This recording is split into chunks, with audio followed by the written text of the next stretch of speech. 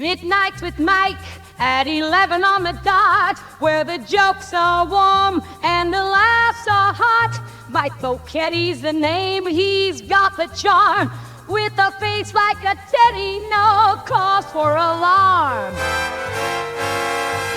You've seen him with De Niro, you've seen him with Stern, but now he's here solo. It's Mike's big turn. He's got the jokes, the wit, the surprise. He's Staten Island's greatest comedic prize.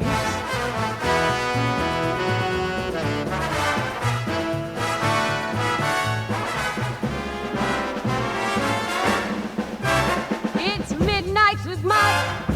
11 on the clock. Ladies and gentlemen, make some noise for the host of Midnights with Mike. It's Mike Bocchetti.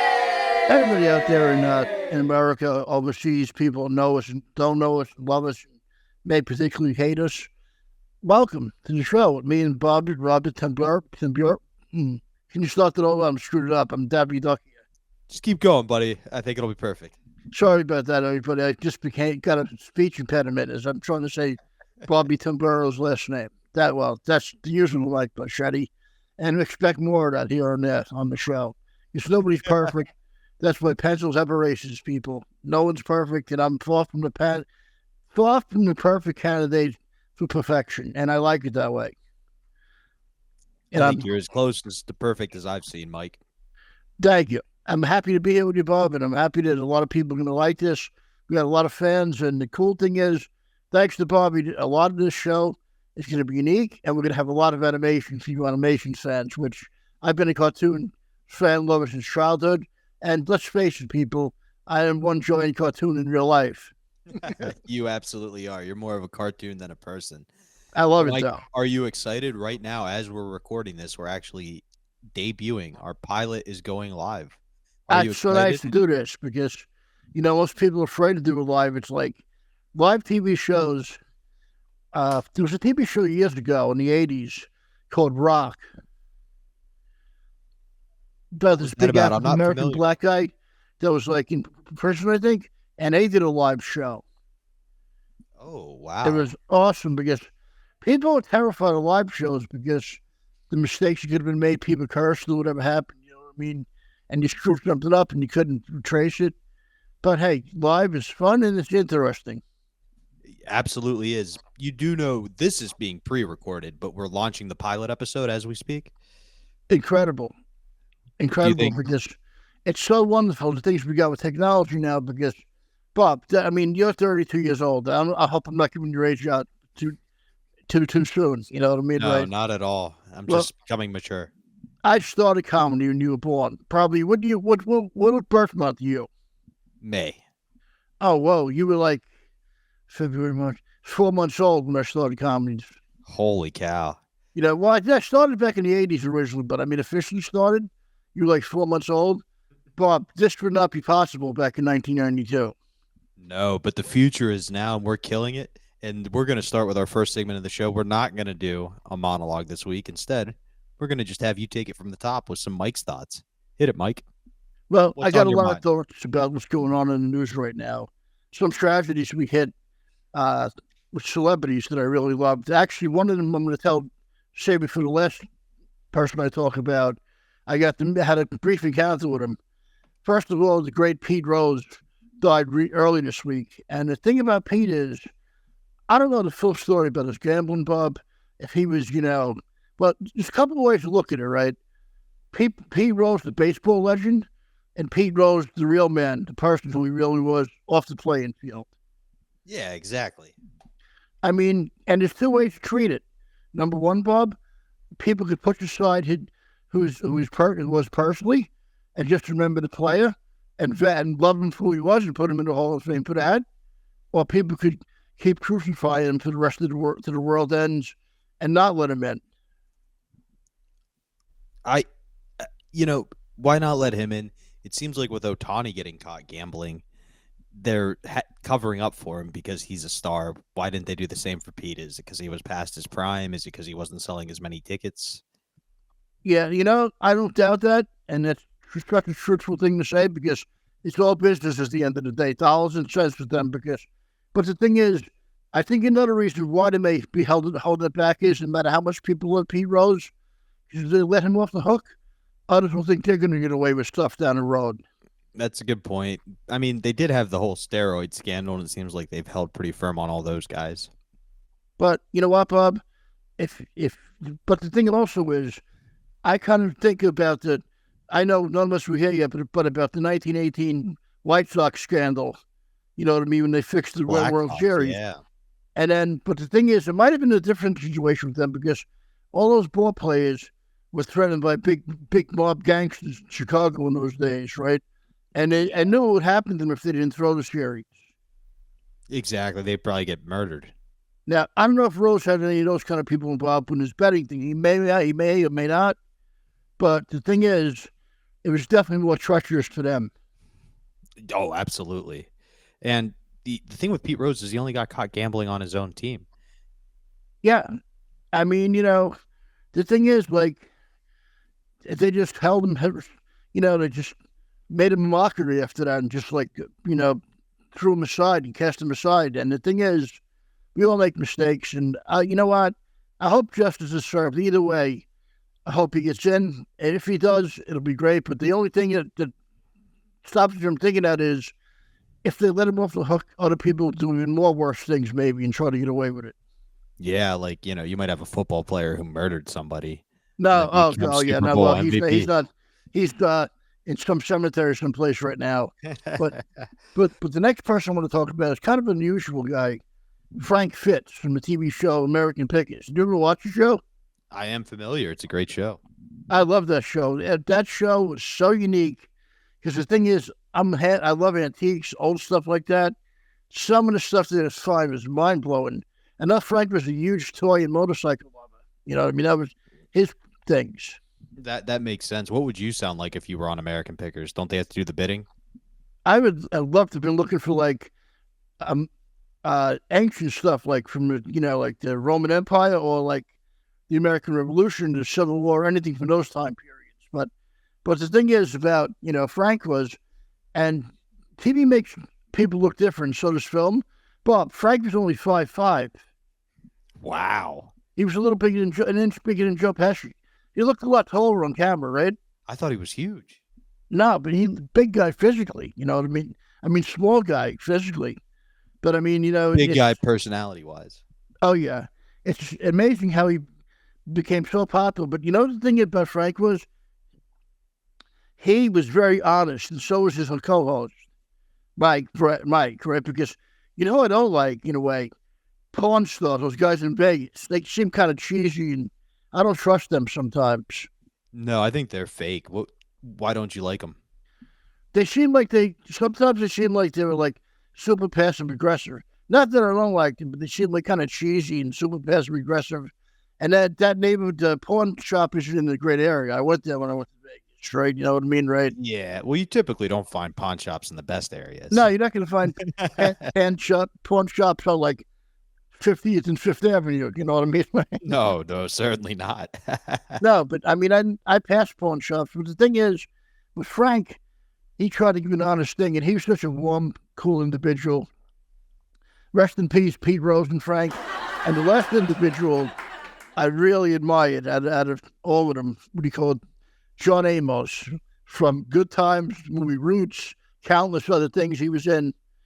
I had like a special kind of relationship with him and I did get to meet him. I'll tell you about that towards the end of the story. I loved the TV show Good Times because, first of all, as someone who grew up in poverty, I could relate to the Evanses every week after week, right? And I always kept saying to myself, always wanted to see them succeed and overcome and pull themselves out of poverty. You know what I mean, right? And I was such a fan of theirs like that. And I loved James's character, especially because he was a great dad, strict, but a great man and a great dad. You know what I mean, right? And they tried to change him on the show, and he wasn't having it. With his character. You know what I mean? Exactly. He was staying firm. He stayed firm. But the cool thing this is the most fun part of this, Bob. I did a show years ago at the Gotham Comedy Club. It was a huge benefit for some people, right? I went on, and I was having a nightmare of a setup there. The crowd was super drunk. They were like yelling stuff. I look in the crowd, I look over, and I see John Amos. And I had to look twice, you know what I mean? Because I was like, what, John Amos, you know what I mean, right? And I see him laughing his butt off, right? And what do you call it? And after I got off the stage, a little while later, I was heading to the bathroom, going to open the bathroom door. He comes over to me, he goes, hey, man, you were hysterical. He goes, they were freaking idiots. Oh, That's what he said, so right? cool. He goes, keep it on, my friend, you're hysterical. And then he left. But the thing is, for that brief moment, you know what I mean, I got to meet him, and you know, it made me feel, I know I'm getting upset about talking about this, but I don't care. I'm who I am. You know what I mean, right? Of course, yeah. For that brief moment, Bobby, what do you call it? I felt like that was something James Evans would have did. That does feel like he was being James Evans 100%. That's beautiful, Mike. And that's him. That had to be him. But that character, so much had to be him in real life. That's so cool. You can't fake that, Bob. No, and that's the second time you found out something like that too, right? Because you had a similar experience with Henry Winkler. Oh, the Fonz. Oh, man. Henry was like incredible. I mean, you know, he's such a nice guy. And you want me to talk about him, or what should I? Finish your Amos story, and then we'll wrap with Henry Winkler. Okay, but Amos, Sean, rest in peace. You'll be James Evans and the Roots and all the great work you did. Oh, before I forget, hey man, you were Mr. McDowell coming to America. You were awesome. Rest in peace. Rest in peace. Sorry for getting upset there, Bob. I just like, you know, that's who I am. That's 100% real. That's who you are. And what I like is you're doing what everybody wants if they're an entertainer, right? When you pass away, you want people to remember the good moments and your best characters and things like that. So God love you. I can't hide emotions. I'm very, very bad at it. No, you wear your emotions on a sleeve, and I think that's why everybody loves you. We're going to take a quick commercial break. We're going to let you catch your breath, and we'll be right back after this brief message, probably from Silk City Hot Sauce.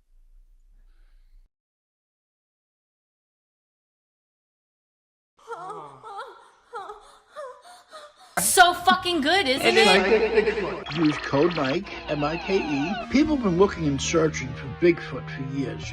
I found him. Well, I kind of found him.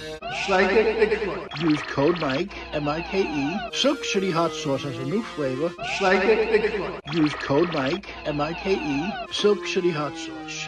Psychic Bigfoot. Use code Mike, M-I-K-E. I may have not found Bigfoot, but I found something just as good. Psychic Bigfoot. Code Mike. Hey, everybody, welcome back. We are back. Welcome back, Mike. Hey, Bob. Welcome back, buddy. So during the break, a couple of fans reached out, and they're a little worried. They saw you get emotional, and that is who you are. But they were curious exactly who you are. So they gave me 2 questions to present to you, and we just kind of want to get the answer. Is that cool with you? Absolutely. I love answering questions. Perfect. So the first one here is, there is a runway trolley barreling down the railroad tracks. Ahead on the tracks, there are 5 people. The trolley is headed straight for them. You're standing somewhat distance off in the train yard next to a lever. If you pull the lever, the trolley will switch to a different set of tracks. Unfortunately, you notice there's one person on that side of the track. You have 2 options. Do nothing, and the trolley kills the 5 people on the main track, or pull the lever, diverting the trolley onto the side track where it will kill 1 person. Well, I don't want to see anybody die, first of all. You know what I mean? It's horrible. But I think I would go for the 1 person, jump off the trolley and try to save them, and jump in front of the trolley. You'd be a superhero. I love that. So you'd switch it onto that track and then go try to rescue the guy. Switch it onto that track and do my damnedest to try to get this inverted from him and jump in front of it. Do you think you could pull that off pretty quickly? I would do my best, Bob. I wouldn't even care, because sometimes when, you know, things like that happen, people get extra emotional strength and courage. They really do. You hear about, like, when a car lands on a baby, people picking that car up, you know, or whatever, thinking about it. You know what I mean? It's the adrenaline. Yeah, he did that in Brooklyn, I believe.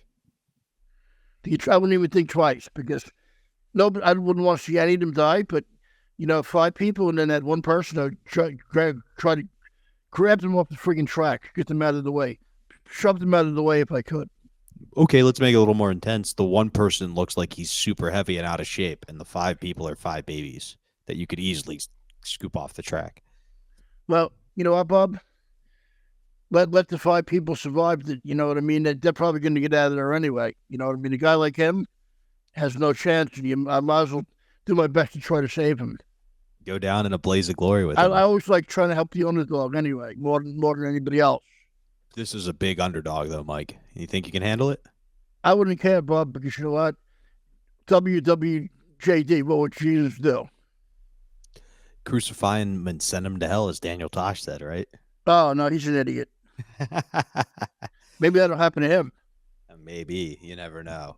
Well, he don't have a TV show anymore, so it's partially happened. You know what I mean? No, he's now our competition in the podcast market. Oh, no. Well, you nailed that one, Mike. Let's ask a slightly different one. Thank you, Bob. Thank you. No, thank you for your answer. Let's see.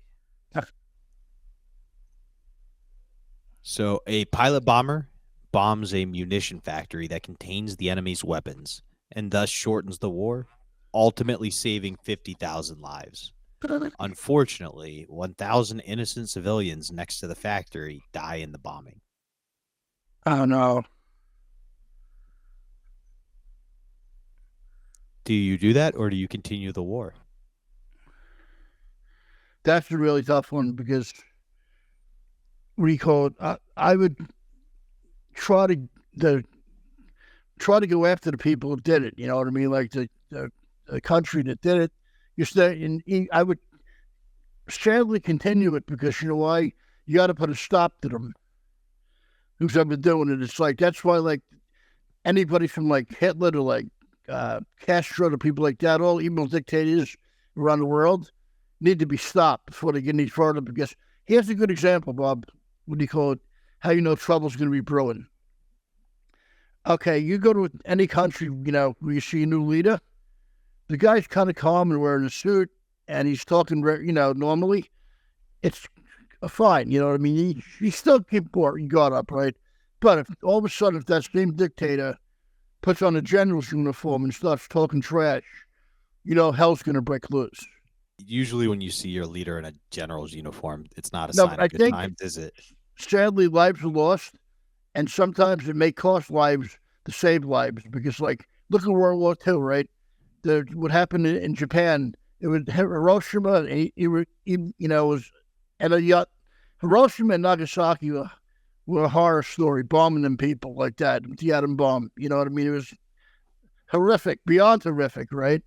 But Bob, the Japanese didn't want to give up. No, they were still using the body bags at the beginning of the Afghan war that they had. You know what I mean? After the first bomb was dropped, they were still ready to fight. Bob, they were resilient people. After World War II was going on towards the end of it, they were going in there with like 600-year-old samurai swords from their ancestors, think it was going to help. You know what I mean? And just they resilient, Bob, resilient. And you know what? Sadly, with the war, when you question you said to me, you'd have 2 choices, like you said. One, keep battling it out.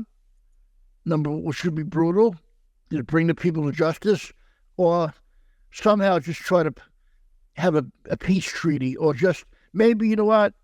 Let me rebuke what I was going to say. Maybe the best thing to do after that was just pull out and stop seeing people, more and more people get murdered. Yeah. So you wouldn't have the pilot bomb the munitions factory? I would just, let me think about that again. It's like, if you bombed it, that would save so many lives. 50,000, but it would kill 1,000 innocent civilians. Well, I would, you're saving 50,000 but murdering 100,000, there's got to be some other way. And I wish that I had the power to stop stuff like that from happening. I'm like stuck here with that answer. Okay. What if I rephrase the question? Okay. A pilot decides to bomb 1,000 civilians, so it'll demoralize the enemy and save 50,000 lives. No, don't demoralize them. So it's kind of the same question, though, isn't it? You kill an innocent like that for no reason. You know what I mean? Because, like, I'll give you a good example. My friend's dad, what do you call it? He was in his early 90s. He was from Ukrainian, right? He was a teenager in World War II. Where his village was in the Ukraine, there was a low-flying Nazi plane machine gunning people, innocent people to death, shooting at them. They killed my friend's parents, right? And my friend's grandparents, right? My friend's dad, hid under a bridge in the Ukraine for 2 days, shaking like a leaf, terrified. Found out that his parents were murdered and they shot his uncle to the head and killed him. And he escaped to America. Oh, my God. Good for him. And the thing is, he became such a religious guy after that happened the rest of his life. They say there are no atheists in a foxhole. No, they're not. Believe me, because not at all. But Bob, both of those were great questions, and you don't know how to stop these things from happening. You know what I mean? Because it's not the people. I mean, there are countries that we were at war with that didn't want to fight us. Would never want to fight anybody else. It was the evil dictator or president or king, whoever it was, that made that decision. I couldn't agree with you more. You heard it here first. The Midnights with Mike at 11 show is anti-war. Absolutely. And on that note, we're going to take a commercial break and hope our sponsors have not pulled out like we did in Afghanistan. Fairly good.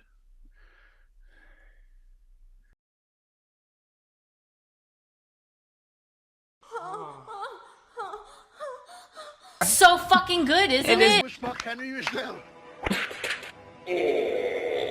I'm quite fine, thank you, ma'am. I like straight poker or crap.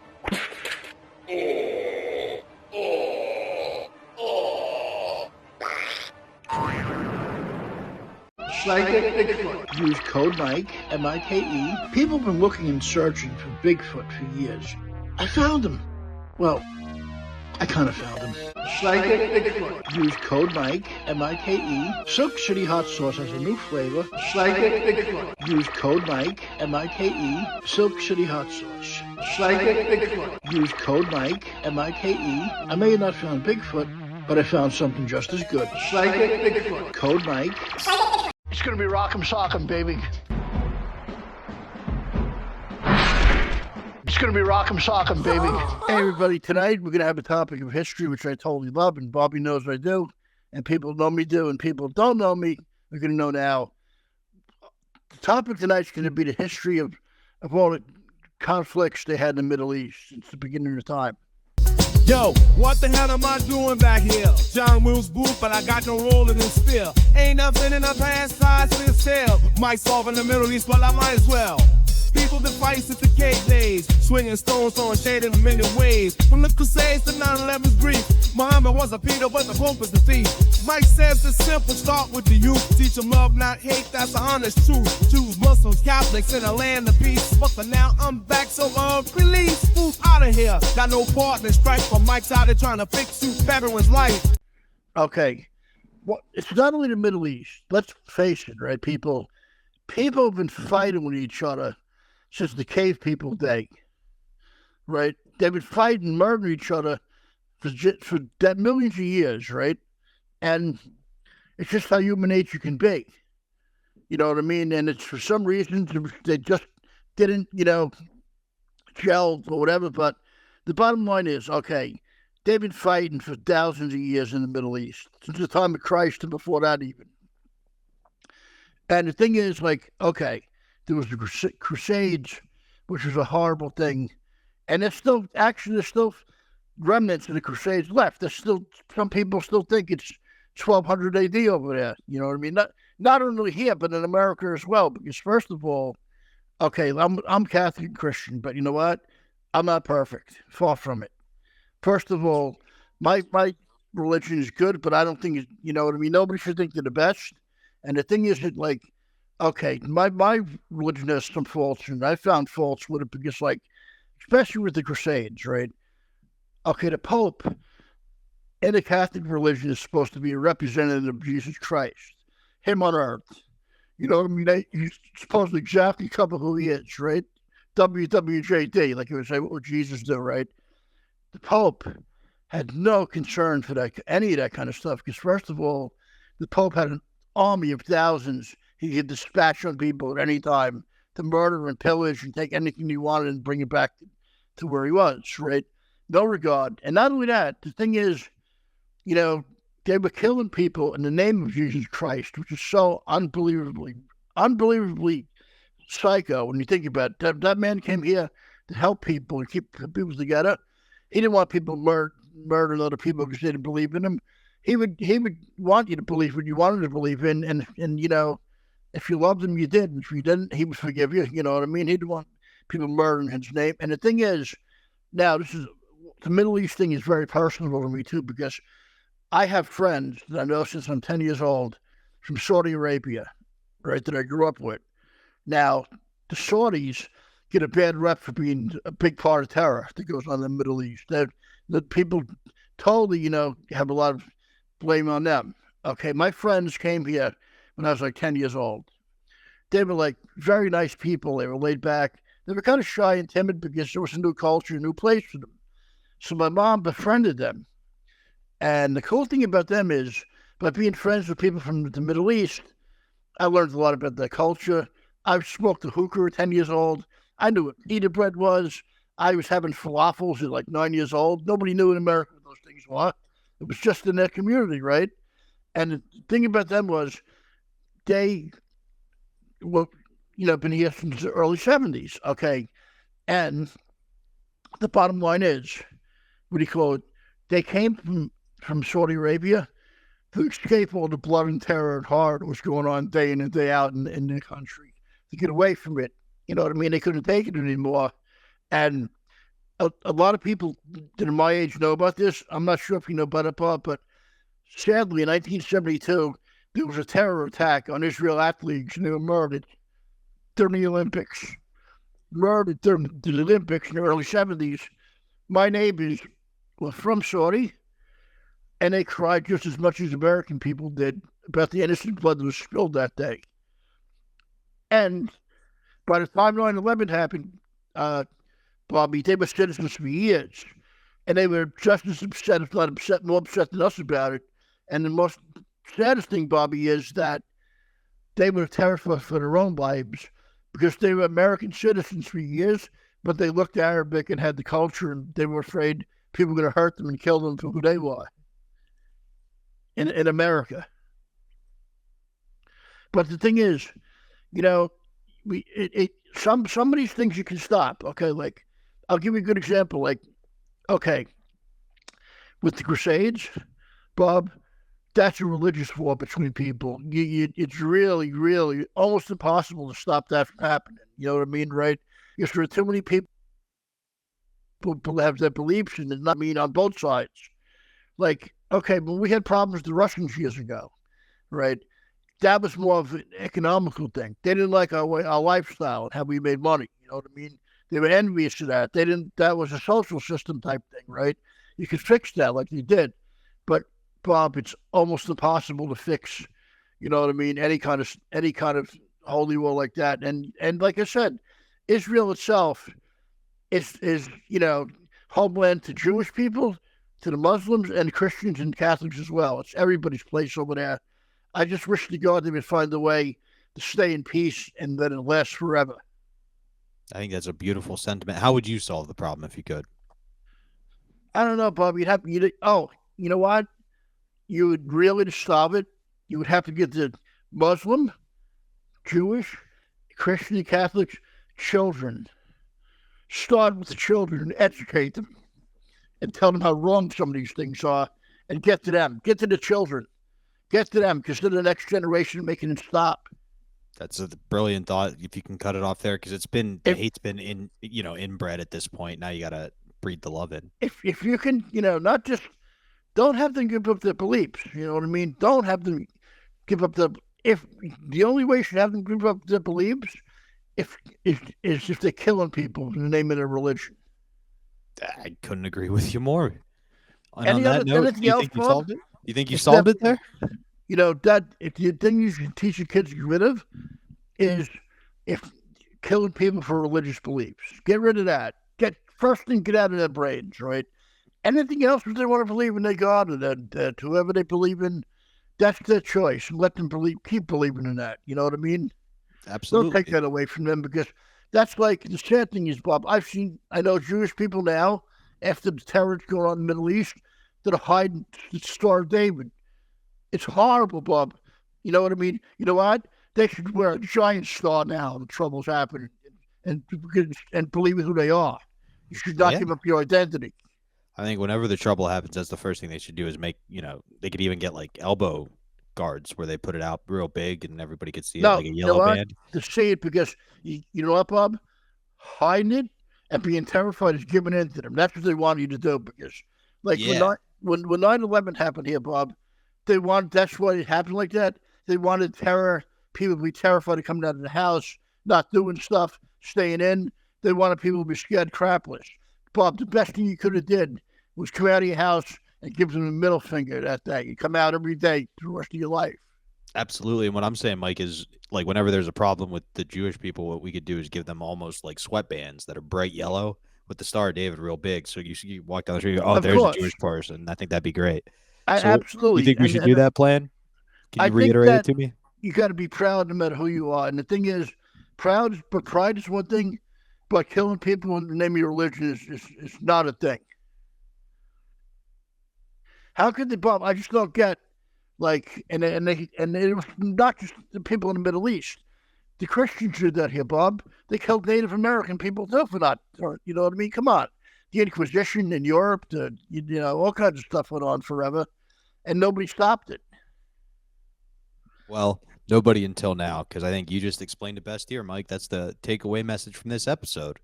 That's what we just want to teach among everybody, because you got to start. It starts with people's children, Bob.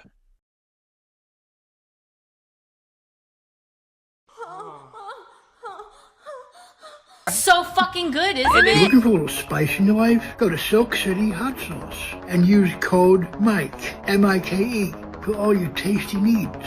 You'll get the best of the best. Go to Silk City Hot Sauce and use code MIKE, M-I-K-E. It's a variety of hot sauces for all tastes and needs. Go to Silk City Hot Sauce and use code MIKE, M-I-K-E, and tell them I sent you. You'll be glad you did. Silk City Hot Sauce.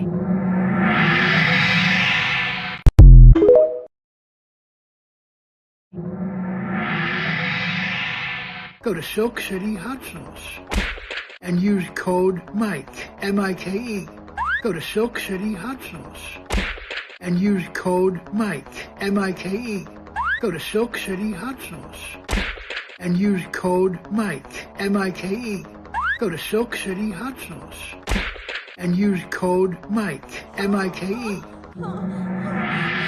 So fucking good, isn't it? Midnight with Mike at 11 on the dot, where the jokes are warm and the laughs are hot. Mike Bocchetti's the name, he's got the charm.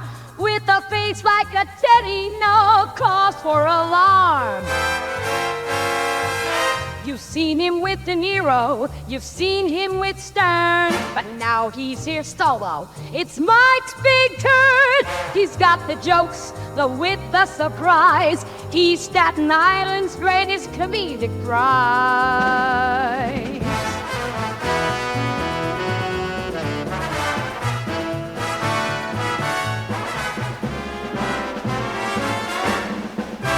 It's Midnight with Mike at 11 on the clock. Sit back, relax, and enjoy, just watch. Oh, he's a man of many quirks with jokes so bright. You laugh so hard, you'll stay up all night. It's Midnights with Mike at 11 on the clock. Sit back, relax, and enjoy, just watch. The man of many quirks at hard and tree. At what out he just got now, you've got the jokes, yes, though with a surprise. He's Mark, may God pray for right.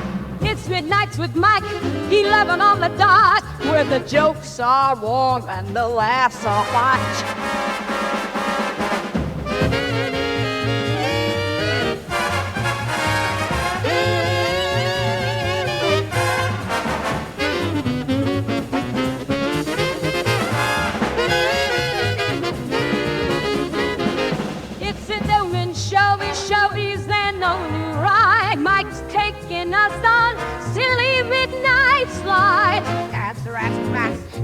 suit and duty in tight.